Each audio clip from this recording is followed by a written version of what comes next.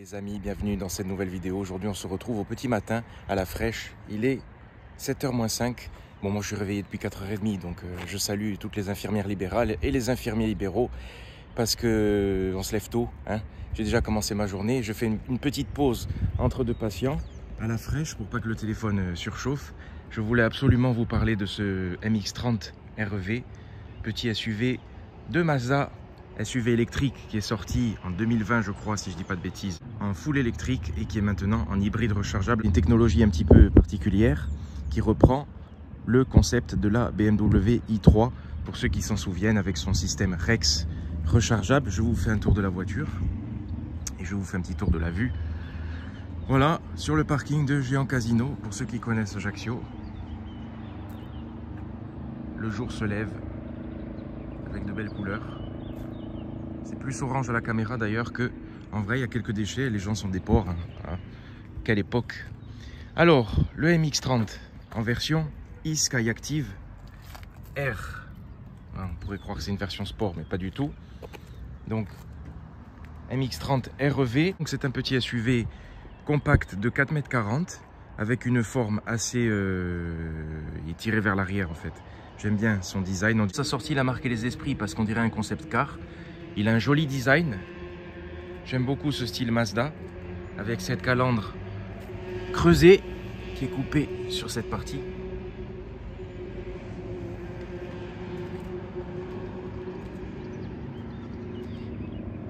Donc 4,40 m, 1,80 m en largeur. Vous avez le Mazda qui est affiché fièrement.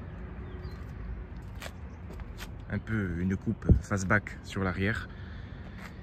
J'aime bien ce dessin, vraiment, je le trouve très beau, il est équilibré et il attire l'œil parce qu'il se démarque. Il a ce côté atypique, il se démarque même au sein de la gamme Mazda. Vous avez des grosses protections en plastique qui font tout le tour de la voiture. Des jantes spécifiques à cette version REV, donc hybride rechargeable. Le long capot, comme d'habitude chez Mazda, on pourrait imaginer qu'il y a un gros moteur en dessous, mais pas du tout. Il est vraiment tiré vers l'arrière. Je l'ai démarré pour que vous voyez la signature lumineuse. Ces deux jolis ronds qui dépassent de la carrosserie avec cette coupe fastback. Je trouve qu'il a quelque chose d'assez futuriste et de simple à la fois. C'est un joli mélange des genres. Et il se démarque au sein de la gamme Mazda des autres SUV. Par contre, on reconnaît la signature lumineuse, même si la calandre change un petit peu sur ce modèle. Avec le lever du soleil en toile de fond. Petite particularité de ce Mazda, regardez la forme du logo, vous allez comprendre. Pour les aficionados Mazda, c'est le retour du moteur rotatif chez Mazda, pour ceux qui connaissent le moteur Wankel comme on l'appelle, de son créateur. Donc ce n'est pas un hybride rechargeable comme on peut l'imaginer. Si vous ne connaissez pas le concept, vous allez vous dire oui, moteur thermique et moteur électrique couplé. En fait, ici on est sur une technologie inédite qui ressuscite le moteur rotatif, le fameux moteur rotatif de chez Mazda, avec un petit moteur qui n'est pas birotor, qui est monorotor, si on peut dire comme ça. Donc ce moteur rotatif, il n'est pas couplé aux roues, il ne va jamais faire tourner les roues, il va simplement alimenter le moteur électrique, un peu comme la fonction Rex de chez BMW à l'époque. Donc en fait, c'est un peu un groupe électrogène qui va alimenter le moteur électrique de 170 chevaux tout de même. Ce MX-30 à sa sortie, le souci en full électrique, c'est qu'il avait une petite autonomie, je crois 200 km seulement. Alors, à sa sortie encore, il n'y avait pas énormément de modèles avec une grande autonomie. Là, maintenant, c'est assez répandu. Donc, Mazda a eu l'idée d'intégrer ce moteur rotatif inédit, hein, parce qu'il ressuscite le moteur rotatif. Donc, vous avez un grand capot bien lourd avec une tige, pas de vérin. Et vous avez en dessous un tout petit moteur de 830 cm3 qui est ce fameux moteur rotatif. Alors, ce qui est bien, c'est qu'il est tout petit. C'est pour ça aussi qu'ils ont choisi cette technologie. Technologie qui a été maîtrisée par Mazda pendant de nombreuses années, pour rester sur quelque chose de léger. Regardez un petit peu le mélange, voilà, entre moteur électrique, moteur thermique, petit moteur donc de 830 cm3 qui développe, je crois, 80 chevaux pour simplement alimenter le moteur électrique ou recharger les batteries selon votre mode de roulage. Mais dans tous les cas, il ne va aucunement faire tourner les roues. Il est là simplement en plus comme un prolongateur d'autonomie. Et c'est pour ça que je vous parle de la BMW i3, puisque c'était le concept qui a maintenant été arrêté. Donc la batterie a perdu en capacité. On n'est plus sur une capacité de 35 kWh. C'est descendu à 17 kWh pour alléger cette voiture. Je crois qu'en tout, en cycle WLTP, je crois qu'on est à 600 km d'autonomie. Vous avez un réservoir de 50 litres d'essence. Regardez comment on dépasse le phare sur cette partie bombée. Il est en rondeur sur l'arrière et il est acéré à l'avant avec ce long capot. Alors au niveau du coffre, le coffre n'est pas électrique. On bénéficie de 330 litres, c'est la même capacité que sur la version électrique. Et en dessous, il n'y a pas grand chose puisqu'il y a le caisson, le système Bose, système audio Bose sur cette version. Donc une capacité au vu du gabarit assez limitée, mais on ne peut pas tout avoir entre ce style atypique de concept car, c'est cette version fastback, les batteries en dessous, plus le réservoir qui est sur le plancher. Donc voilà, les jantes qui sont spécifiques sur cette version hybride. Donc on est en 215 55 18 pouces. Et la garde au sol qui est tout à fait correcte. Une nervure sur le capot.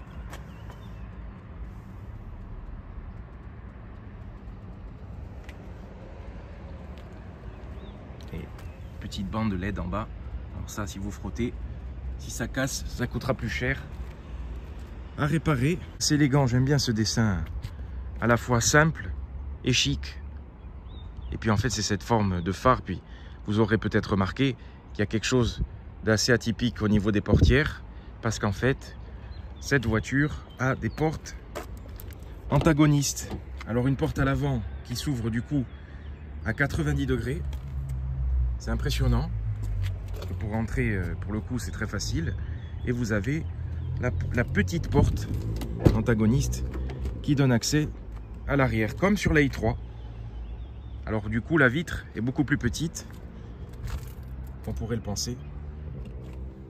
On va s'installer à l'arrière.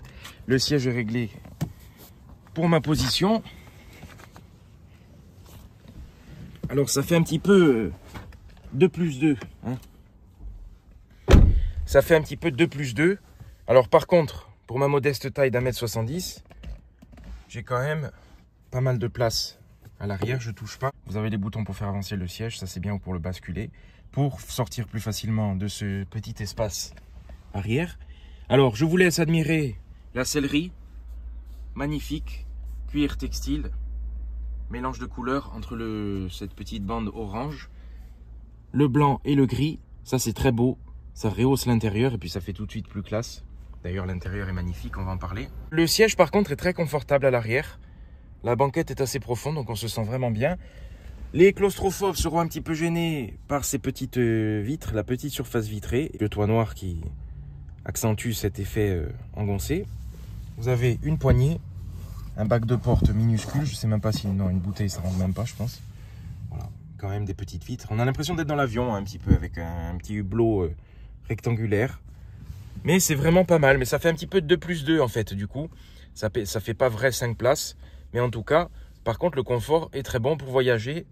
On se sent vraiment bien à bord de ce petit SUV. Alors c'est une vraie curiosité cette voiture, parce qu'entre les portes antagonistes, le moteur rotatif, la renaissance du moteur rotatif et ce système hybride qui recharge le moteur électrique, qui n'est pas une hybride classique, voilà, c'est quand même une voiture, on peut dire, atypique sur le marché, qui se démarque. Voilà la fiche technique, si vous voulez mettre sur pause et regarder les options. On est sur un véhicule, ce véhicule est à 44 250 €, avec la remise JBM, bien évidemment, vous avez petite remise de 1%. Le moteur de 170 chevaux offre 260 Nm de couple et le 0 à 100 est effectué en 9 secondes, ce qui est tout à fait correct dans le silence, sauf quand le moteur est en mode recharge, je vais vous en parler tout à l'heure. Alors, au niveau des options, il y en a énormément comme d'habitude chez Mazda. On n'est pas sur la plus haut de gamme, mais on est presque sur la plus haut de gamme de ce MX-30. Alors, vous voyez la conso mixte, c'est l'hypocrisie un peu du WLTP. 1 litre au 100, là, bien évidemment la voiture ne fait pas 1 litre au 100. Le moteur, quand il est en mode recharge, quand le moteur thermique est activé, on est plutôt 9 litres au 100. Voilà. Par contre, on est quand même en critère 1 et émission de CO2, 21 grammes au kilomètre. Est-ce que c'est beau cette sellerie? J'aime beaucoup les sièges fins de chez Mazda avec cet appuie-tête. C'est une ambiance zen en fait avec ce liège. Les sièges clairs.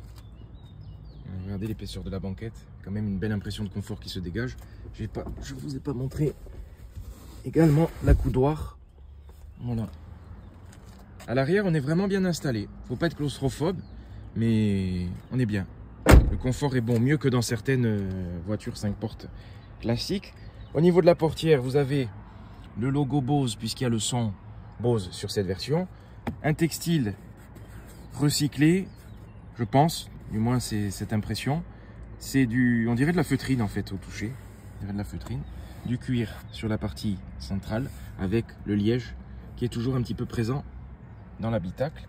Un grand bac de porte. Je l'ai sali, mais j'aime beaucoup ce tapis chez Mazda en caoutchouc qui est épais et qui prend bien la forme de l'habitacle avec la pédale à la BM. Qu'est-ce que c'est bien, ça aussi. Enfin, moi j'aime bien. Ça ne change pas grand-chose, hein, ça accélère quand même. Alors, je vais reculer le siège. Siège électrique. Voilà. Là, vous avez les boutons en bas de mémoire pour le siège. Les réglages sont full électrique. Voilà, il est démarré. Regardez, petite animation Mazda. Le volant Mazda que l'on retrouve sur d'autres modèles. La branche est pas trop épaisse. J'aime bien ce volant. Très agréable avec les commandes. Vous avez toutes les commandes. Le volume, le régulateur adaptatif, téléphone, info pour changer l'affichage. Il n'y a pas énormément de réglages chez Mazda. C'est sobre. Vous avez un compteur central digital, un écran au milieu avec deux aiguilles, deux vraies aiguilles sur le côté. C'est assez classe. Le bouton pour le maintien dans la voie, etc. Les commodos, phare automatique, essuie-glace automatique. Sur le côté, vous avez un bouton pour désactiver toutes les aides. Le bouton pour activer la caméra, parking off, TCS et le traction control. Et le bouton pour ouvrir la trappe à essence. Vous avez le bouton de verrouillage qui est ici et les commandes de vitres qui sont placées ici. Alors deux boutons puisque les vitres à l'arrière ne s'ouvrent pas. Le réglage des rétroviseurs. Voilà, sur ce bain, c'est un peu salissant, c'est le problème du cuir. C'est le problème du cuir clair, c'est que c'est salissant. On peut pas tout avoir. Quand c'est beau, c'est salissant. Dessus, vous avez le range-lunettes. Ça, c'est bien d'avoir laissé un range-lunettes. Les boutons de phare qui sont classiques, mais au moins, on s'emmerde pas avec le tactile. Vous avez un toit ouvrant qui prend pas toute la longueur de la voiture, mais ça apporte un petit peu de luminosité dans cet intérieur sombre, notamment avec ce pavillon noir qui contraste avec les sièges clairs et cette planche de bord qui est assez austère, assez germanisée. Une planche de bord qui présente vraiment bien. Au niveau de l'assemblage et de la finition, c'est vraiment très très bien. Voilà, Mazda est un petit peu le premium japonais. Vous avez cette surpiqûre. On dirait en fait qu'il y a une surpiqûre qui dépasse, mais pas du tout. C'est moussé. Cette partie, par contre, est en plastique dur. Vous avez le bouton power ici pour démarrer. Les aérateurs qui sont intégrés dans toute la longueur, soulignés par cette bande chromée. Alors, je pense que c'est du plastique, mais ça fait son petit effet. Vous avez l'écran qui est parfaitement intégré et c'est ça que j'aime chez Mazda. Il ne dépasse pas, ça fait pas tablette rajoutée, c'est très bien intégré. Alors là, on est sur la caméra de recul. Alors, pour le coup, la caméra est d'une qualité remarquable, y compris à l'avant. Alors l'écran n'est pas tactile, de toute façon, il est loin. Vous avez la molette. Ça, c'est très très bien. Pour moi, c'est peut-être la meilleure ergonomie. Chez Mazda, on a le meilleur compromis parce que c'est beaucoup mieux que le tactile, je trouve, et beaucoup moins dangereux. Alors, vous avez le bouton View sur le côté et vous pouvez changer les vues. Caméra à l'avant, caméra à l'arrière, caméra 360 également. La qualité est excellente. Et vous avez également les caméras sur le côté si vous vous garez pour pas toucher le trottoir. Caméras qui sont placées sous les rétroviseurs, donc ça c'est vraiment bien. L'interface c'est la même que sur la Mazda 3 que je vous avais présentée, ça ne change pas. Interface sobre, un petit peu monochrome. Vous avez information, divertissement, communication, navigation et réglage. Alors vous avez pas mal de réglages. Réglage véhicule électrique, vous pouvez régler un programme de charge, limiter la charge secteur, etc. Toutes les options qui sont disponibles sur les voitures électriques. Par contre, vous pouvez choisir mode priorité du VE. Au démarrage, est-ce que vous voulez qu'elle démarre en full électrique? Et vous avez la cible de charge de conduite, c'est-à-dire que vous pouvez choisir à partir de quel niveau le moteur thermique doit se mettre en route pour recharger les batteries ou le moteur électrique. Modifier l'affichage tête haute, je l'ai désactivé parce que je trouve que ça sert à rien d'avoir la vitesse ici et la vitesse ici. Voilà, on la voit très très bien, c'est très lisible, donc pas la peine de la voir en double. Vous avez l'affichage central également que vous pouvez personnaliser. Voilà. L'affichage, en fait, est d'une qualité remarquable. Hein. La lisibilité est très bonne, c'est ça que j'aime. C'est sobre, mais il y a tout ce qu'il faut là où il faut, et l'ergonomie est excellente avec cette molette. à la BMW, encore une fois. Réglage audio, réglage de sécurité, vous pouvez paramétrer les aides. Voilà. Mazda Radar Cruise Control. Vous pouvez tout régler comme ça, c'est classique. C'est ça que j'aime chez Mazda, il n'y a pas de fioritures, il n'y a pas de coussin péteur et de jeux comme chez Tesla, etc. Mais c'est sobre, c'est beau, c'est bien intégré, c'est classe. Et vous avez ce second écran en dessous. Alors, ce second écran qui donne accès aux options de clim. Vous avez, je vous le dis de suite, siège chauffant, volant chauffant sur cette voiture. Ça, c'est très bien. Vous avez des vrais boutons physiques sur le côté pour régler la température et pour régler le niveau de clim. Alors, vous avez le 1, 2, 3, les différents niveaux. Et vous pouvez modifier parce que c'est également tactile. Mais c'est bien d'avoir laissé des boutons et pour éteindre, vous pouvez appuyer sur ce bouton directement. Ça, c'est très bien parce que vous avez le choix entre le tactile ou les boutons physiques. Vous avez les réglages également de l'écran. Mais ce qui est dommage, c'est que cet écran est tellement beau qu'on en attend plus. En fait, il ne sert qu'à la clim. Vous avez deux écrans. Est-ce que c'était nécessaire d'avoir deux écrans? Celui-là, c'est vrai qu'il est bas, donc on ne peut pas tout avoir. Les réglages de clim ne sont pas dans ce système-là, puisque sur les autres modèles Mazda, vous avez des boutons. Ils auraient pu mettre des boutons. Ça aurait été tout aussi bien, mais en tout cas, ça rajoute quelque chose au style, puisque je ne vous l'ai pas dit, mais cette console est flottante, à la manière de chez Volvo. Donc vous avez un grand bac de rangement en dessous, en liège. Alors l'accès n'est pas forcément aisé. Vous avez une prise de recharge, etc. Mais c'est bien d'avoir mis du liège parce que ça rehausse et ça donne un petit côté zen à cette voiture japonaise. Liège qui se prolonge sur toute la console centrale avec un accoudoir blanc et un bac de rangement en dessous. Alors regardez, petite astuce. Voilà. Si vous voulez masquer ce qu'il y a dans le rangement, vous pouvez fermer. L'accoudoir s'avance également. Et vous avez les porte-gobelets qui sont placés ici. Voilà. Et vous pouvez choisir si vous laissez ouvert ou fermé. Et c'est très beau. Alors après, je m'amuse à faire ça sans cesse. Voilà. C'est un problème. La boîte à gants qui est assez grande. Beaucoup d'espace à bord. Le confort, j'en ai pas parlé. Comme à l'arrière, il est très bon. Les sièges sont incroyables. Vraiment, ces sièges, le maintien est excellent. Le confort est excellent. La profondeur d'assise est bonne. Vraiment des sièges excellents. On se sent vraiment très très bien. Vous avez également un petit bac de rangement ici. Un intérieur cohérent. Voilà, il y a une vraie cohérence. Et vous avez également le gros levier de vitesse. Voilà, marche arrière, marche avant. Les modes de charge, donc vous n'avez pas grand chose. Là, on est en EV, on est en full électrique. Si vous mettez normal, ça va faire un mix des deux. Et vous avez le mode charge qui permet de réactiver le moteur thermique. Parce que vous avez le niveau de charge demandé qui est 80%. Là, il me reste 45% d'autonomie. Donc, le moteur thermique va s'activer. Niveau des compteurs, vous avez l'affichage si vous êtes en accélération ou en charge. Vous pouvez régler également le niveau de récupération au freinage avec les palettes. Ça, c'est bien. Vous avez 5 niveaux de réglage. Vous avez une jauge d'essence et une jauge électrique. Alors, c'est vrai qu'au premier abord, si on ne connaît pas le système de la voiture, on se dit, tiens, c'est une vraie hybride avec un vrai moteur thermique, puisque l'aiguille, quand même, est mise en avant, etc.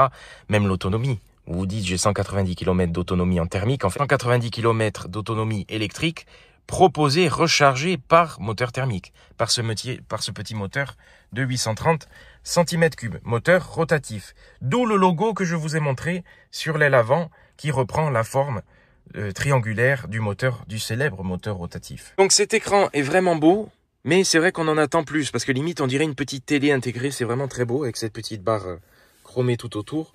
Donc on en attendrait limite plus. Frein à main électrique et les boutons qui vont avec le Komodo qui est très bien placé. Regardez, ça repose, le bras repose, tout tombe sous la main. L'ergonomie est excellente. Et vous avez même ce petit coussin pour que votre genou ne vienne pas taper. Voilà, c'est moelleux, c'est bien pensé. Rien n'est laissé au hasard, je trouve, que tout est bien pensé. Il y a une vraie ambiance dans cette Mazda. On va aller rouler avec la voiture, puisqu'il faut bien que je travaille un petit peu quand même. On va mettre en D. Le frein à main s'enlève automatiquement. Là, on est en mode recharge. Donc, vous allez entendre le moteur thermique. Et c'est là que le bas blesse, puisque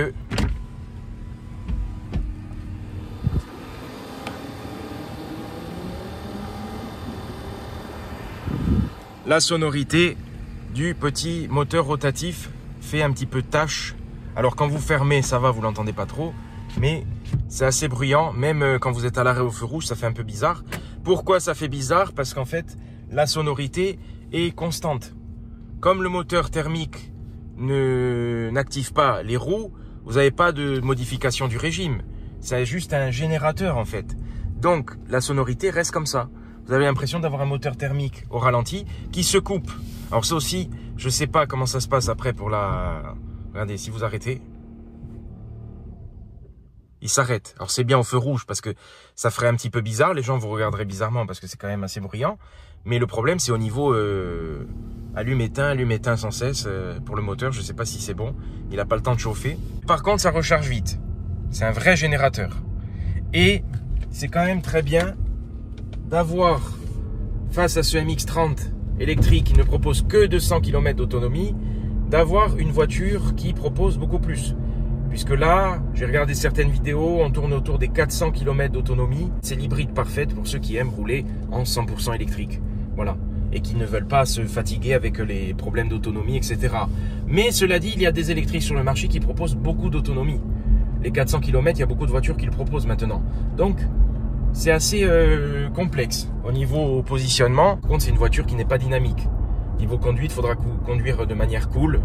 Parce que la voiture n'est pas faite pour être malmenée. Les suspensions sont assez fermes. La direction est assez ferme. Vous n'avez pas de mode sport ni rien du tout. Il n'y a rien qui se change. Mais la direction, je trouve, est assez ferme d'office. Et les pédales également sont assez fermes. La pédale d'accélérateur fermeté qui se règle en fonction du mode de récupération que vous avez choisi. Et qu'est-ce que c'est agréable. Vraiment, qu'est-ce que c'est agréable. Qu'est-ce qu'on se sent bien.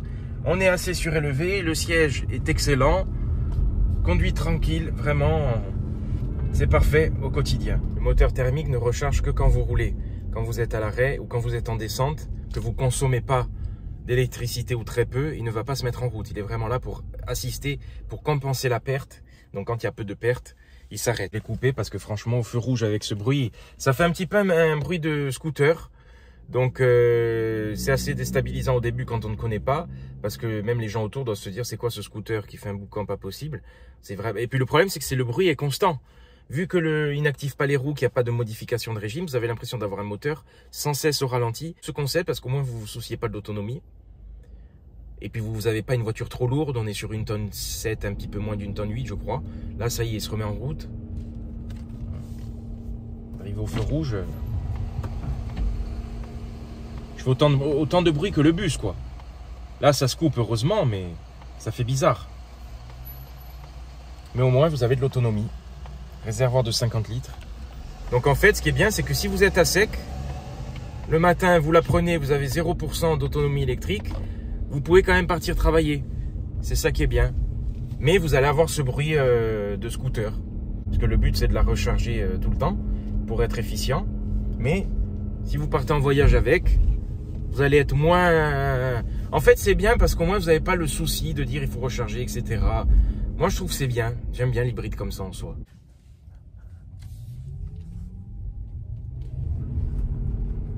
Voilà. Là, il se réactive. Et là, il se recoupe. Mais ça reste quand même très agréable. Vraiment, c'est une voiture très, très agréable à la conduite. C'est très confort. Assez ferme. Hein. Peu de dynamisme, mais... Vous n'avez pas envie de conduire vite avec une voiture comme ça. Je vais repasser en mode de V pour pas faire de bruit. Ça y est, c'est fait. Alors en autonomie électrique, on a à peu près 80 km. Alors 170 chevaux, ça marche quand même. Là on est en montée, ça marche quand même bien. Il y a une petite sonorité électrique, un faux bruit dans les haut-parleurs qui s'active quand vous mettez pied plancher. Route dégradée, la suspension absorbe bien. On sent la touche Mazda, comme d'habitude. Mais c'est assez... il y a un peu de roulis, donc c'est vraiment pas dynamique, pour le coup. Ça se conduit tranquille. Mais en conduit tranquille, c'est parfait. On se sent vraiment bien. Au niveau position de conduite, on peut vraiment régler la position aux petits oignons. C'est vraiment très agréable. Et je le redis, les sièges... On n'est pas sur le moelleux de Citroën, mais les sièges sont incroyables. Petite cinématique. Quand vous coupez le contact, voilà, la Mazda qui flotte sur des vagues. Et vous avez le petit logo qui s'affiche ici. Si je m'arrête, ça va s'arrêter. Donc, le petit triangle du moteur rotatif qui est affiché, puisque là, on est en recharge. Alors, ça recharge vite, donc ça, c'est bien. Je vais aller le rendre. Ça pousse, hein, ça marche vraiment bien. Il y a des bonnes sensations. Mazda fait dans la différence. Toujours dans la différence. Et ça, j'apprécie. Rien que pour ça, Mazda, je suis fan, vous le savez, parce qu'ils sont décalés, anticonformistes, et ils proposent une technologie unique. Le moteur rotatif, on n'en voit nulle part ailleurs. Hein. Donc, c'est sûr que c'est dommage, parce que j'aurais préféré qu'il y ait vraiment un vrai moteur rotatif qui actionne les roues pour goûter à cette technologie à notre époque encore. Mais après, Mazda a fait avec les normes anti-pollution, etc. Mazda 3, magnifique Mazda 3. Mazda 2, hybride, écoutez le bruit du clignotant. Même le bruit du clignotant, il est doux. Je vais aller le garer. Vous avez une belle MX5. Je vais récupérer ma petite C3. Voilà, le moelleux de la C3. Là, vous voyez, le moteur se coupe. Faire attention de ne pas le taper. Hein, ça serait con. Voilà les amis, j'ai rendu le MX-30 REV. N'hésitez pas à venir chez Mazda Ajaccio, DS Citroën, découvrir les modèles du groupe Minicone, que je remercie encore une fois pour ce prêt. Il est beau quand même, il en jette. La DS aussi elle en jette. C'est atypique comme à l'habitude chez Mazda, qui mérite à gagner en notoriété parce que c'est vraiment une bonne voiture. C'est sûr qu'elle serait sortie sous le blason BMW ou Mercedes ou quoi, on aurait crié à la révolution, c'est incroyable, c'est la continuité de la i3 en format SUV, etc. Ça aurait pu marcher. Là, comme c'est Mazda, il y a toujours la réticence, vous savez, des outsiders, des marques secondaires qui pourtant sont excellentes.